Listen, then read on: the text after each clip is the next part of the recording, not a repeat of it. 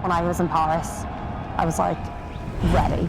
Like I'd been building for that moment for however many years, and I knew then, I was like, whatever happens is gonna happen because I have done absolutely everything. I've turned every stone, and it's a horrible day-to-day to live in when you're doing that to yourself, but when you hit like those moments, everything's in front of you and you're ready for it. Like there's nothing else you can do, you know that.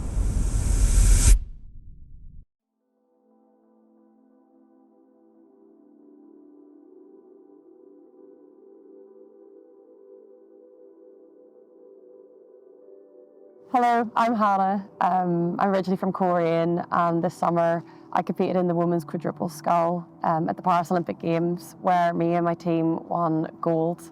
And yeah. Can you describe Hannah in 3 words? 3 words: driven, driven, and driven. What was Hannah like growing up? That's a very, very good question. In terms of school, I would describe she was very academic. In terms of her sporting prowess, she had a sort of winning mentality. She always wanted to win. Bad loser, maybe. But maybe that's a good thing, maybe that's a bad thing. But she was always very focused. I was quite sporty, but not very. I wouldn't say I would have been the most talented at anything really, but I watched London 2012 and didn't really have a big interest in sport before that, to be honest. But I watched London and saw the rowing and was completely just taken away by it, and no one in my family had rowed. But yeah, then watching Richard and Peter Chambers and Alan Campbell come back with Olympic medals in London 2012, I think that really inspired me. And like I said, coming from a small town, there wasn't much happening, and then seeing this happen and bringing it home to this rowing club, I just thought, like, wow, like that's amazing. And that is something that, to be honest, I kind of wanted to experience in my life because I wasn't sure what was for me when I was here. And then yeah, that's how I started, completely inspired by the Olympic Games itself. And from that point forward, really just wanted to see how far I could get. People like Hannah, they stand out a wee bit. There's just that wee bit further that they wanted to push themselves. That was evident at a fairly early age. Like she, at that time when she sort of first came under my wing, she would have been probably one of the youngest in a group that I was coaching at that time, with 17 and 18-year-olds in it. She was coming in at 14/15, you know, so she was learning off the older girls. You know, she wasn't the big fish. There's other big fish in front of her.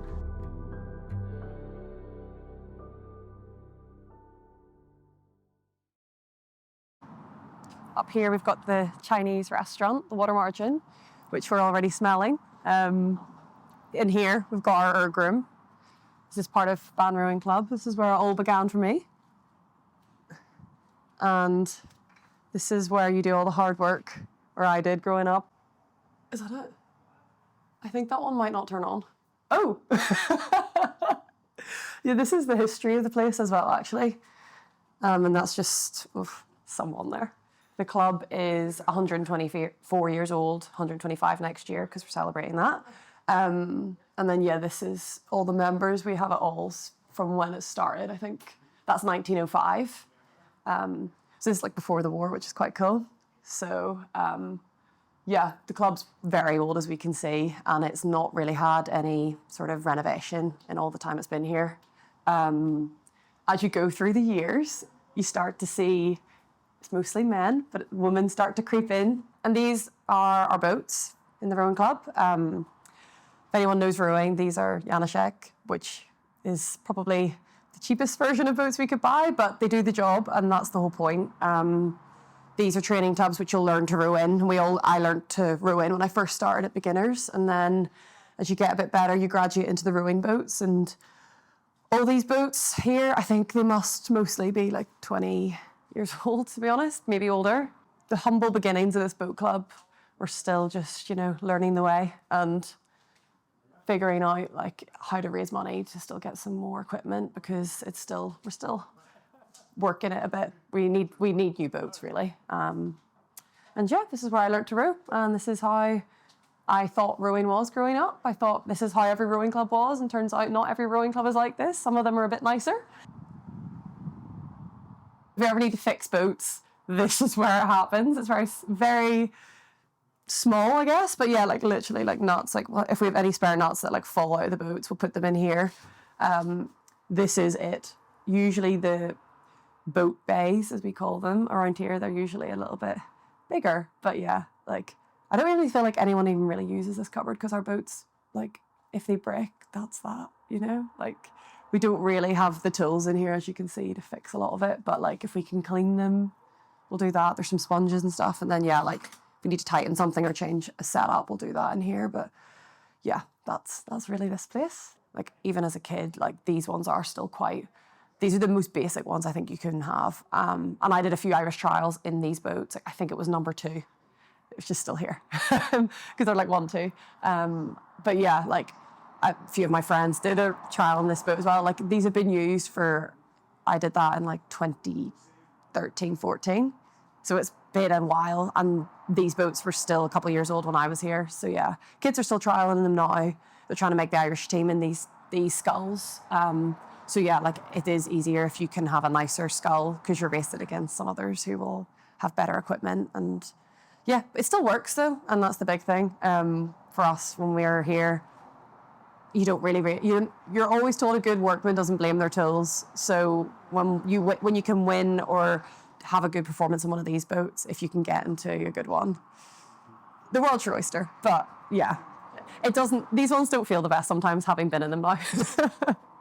Like adults and loads of masters have recently joined. They've had a bit of like an influx of women's masters. They used to have none when I was here. Now I think this year they've now got 50. And now we just don't have the infrastructure to host them all, sadly. So I think people are still trying to join, and there's just not the like facilities to have that many people rowing at once. So yeah, it's quite sad because people in the community want to come down and get involved in sport, but we just don't have facilities for it. And like I said, rowing, like it's a good sport because you can sit down, but you're still moving all your muscles. So that's kind of where I wasn't a very good runner, so I kind of found rowing along the way. But yeah, it's just been something I've seen people start to take up, and it's quite cool. People in their 50s are now taking up this sport. Like I don't know many sports where you can do that. But yeah, it's all run off volunteers as well. So we still need a little bit more help in terms of coaching and teaching people how to row. But it's cool. It's really cool. Someone that I feel like instilled belief in me was my dad. He definitely just growing up, I didn't feel, maybe that's kind of like half my craziness with sport now, is that I didn't feel like I was ever limited by being from here and like being from Northern Ireland. I always thought it was a strength because he taught me that. But then I think had I maybe grown up differently and not really fully believed that, I would have got to a point in my life where maybe I stopped believing that I could do it, because just the barrier sometimes you face in elite sport, like it's crazy. And like for rowing specifically, sometimes the money that's involved and like the move you have to do for travel, and it can be mad. And I think had I not had that belief instilled from a young age that I could do this and I should, and I could do whatever I want with my life, doesn't even have to be sport. I think I have a lot to thank for my parents for allowing me to like fully believe that myself. Maybe it was a bit crazy at points, because there's times where I think I've been absolutely like off my rocker when I look back at what I've been training and studying and doing all at the same time. I'm like, why did I think that was possible? But you get there. And yeah, I think my parents and my dad have been instrumental in that. I didn't realize someone like me could go to a university in America. It all came about through me just being down rowing. I got a contact via email, and someone at university had mentioned to me, would you like to come out and visit? And I thought it was a joke, and I thought it was a scam and I was going to get kidnapped. But turns out it was all real, and I got to go out and visit Yale University, Princeton University, and I got contacts from a few others. And going out there, and that was my first time in the States ever. And I realised that this was a possibility for people like me. And now I think it's really important that I like share the message that like people from small towns and small communities, like you don't have to be like this superstar. Like if you're fit and you're healthy and you're doing some good times and you're hardworking, like it's very much a possibility. And yeah, like school's important too, but through that experience and going out to visit the States, I realised it was possible for me. And I really didn't know because it was never an option for me until it was literally like in front of me. And I feel very, very lucky that that happened. And then yeah, I went out to the States at 18, moved out there, went to Princeton, and I just had the best time. And like I found the university that was right for me as well. I think it was in America, it was Princeton. And like I have rowing to thank for also getting me an Ivy League education, because I don't think without that I would have ever had that opportunity. And yeah, like for sport to even get me that far, I think I could have maybe walked away happy. I had other aspirations obviously, but I think at that point I thought, like, if sport's taken me from Northern Ireland out to here, like that's incredible. And I think that more people should know about that and more people should be confident enough to try that, because I wasn't, and I just wish someone told me to be. They're very strange. Well, A very strange moving boat. Oh God. They're all watching me. I'm going to tip you. Oh, hang on. What's that when blame goes splash? Do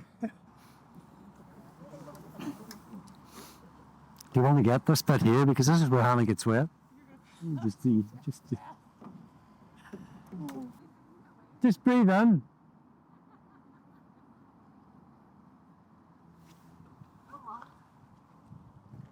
This is quite well set up. Of course it is. Why are you so surprised? When I was in Paris, I was like ready. Like I'd been building for that moment for however many years, and I knew then, I was like, whatever happens is gonna happen, because I have done absolutely everything. I've turned every stone, and it's a horrible day-to-day to live in when you're doing that to yourself. But when you hit like those moments, everything's in front of you and you're ready for it. Like there's nothing else you can do. You know that. For me and the girls in the quad, Georgie, Lola and Lauren, it's always important to mention them because there was 4 of us. I feel like we started to realise we could do something when we won the World Championships. It sounds bizarre to say, oh, when we won the World Championships, because you think by that point surely you knew something, but we always had the belief in us, and like we were just trying to get timings right. Like there was injury in and out of the boat in the 2023 season, and we just were never quite ready at any of the regattas. But at the end of it at Worlds, everything kind of just slotted together nicely. We got a good block of training in, and we won the World Championships by a slither, again against the Dutch. Seems we've had a real rivalry with the Dutch. And then from that point forward, I think we did kind of carry the expectation with us for the Olympic year, that because we were the world champions, like obviously then people start looking at the gold for the Olympics because it's a year later and we're the same crew. But for us, we just tried to keep very level-headed that winter and we did have a bit of a rough winter as a crew. Not everything was perfect that year. Like we didn't have the perfect training season. Like I got really ill at one point. It almost flattened me at Christmas time, and I didn't know whether I was going to make the games that summer. But looking back on it now, you wouldn't know that. You really just have to, like, between us all, we were bouncing off each other the whole year, trying to keep everything together. And then yeah, we had some successful regattas just before the games. But our first regatta that season in Olympic year, we came 4th. So like it wasn't always perfect, and I do think a lot of elite sport is bouncing back from the setback and learning from the mistakes, and that sounds so easy, but when you don't do as well as you want to, that's a really hard thing to do. And then once we hit the games, I think we were all confident enough that we could do it. It's whether we would do it on the day, because there was definitely the potential to always do it, but it was whether we got it right. That's the fun of the games. It's every 4 years and it's on one day, and that's pressure. When we crossed the line at Paris, I think we didn't know officially that we won at that point because it was so close. And it came up 1 GBR, and that was the moment of just like, it was relief, to be honest, by that point. Like I think I wanted it so badly, but I couldn't think about it, that when it actually happened, it just felt like, oh my gosh, like it's happened to me, like the training has paid off, and like and we have done it. In terms of Alan Campbell, Richard and Peter Chambers inspired Hannah, so let's hope that Hannah can inspire the next generation of girls and boys at the club, and indeed any girl or any boy that is following their sport. And it just shows you don't have to, you know, you don't have to have all the bells and whistles, you know, at a young age to achieve an Olympic gold. It's all through hard work, effort, determination, and I would say probably learning how to hurt, especially in the rowing game, learning how to hurt. That's all right. You still know your way down the river anyway. Yeah, you can still sense it. Uh, You just know where those bloody blocks come out. Any sort of ego gets knocked. Yeah. That's not bad. I always told them.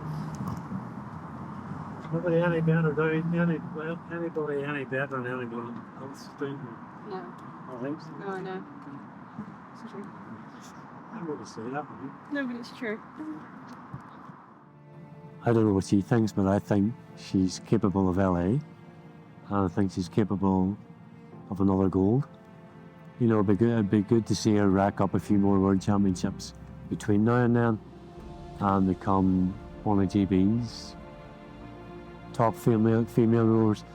And if she does, it's from our small club in Korean, and I think she's probably in the back of her mind it's in there, you know, and it would be great to see her rack up a few more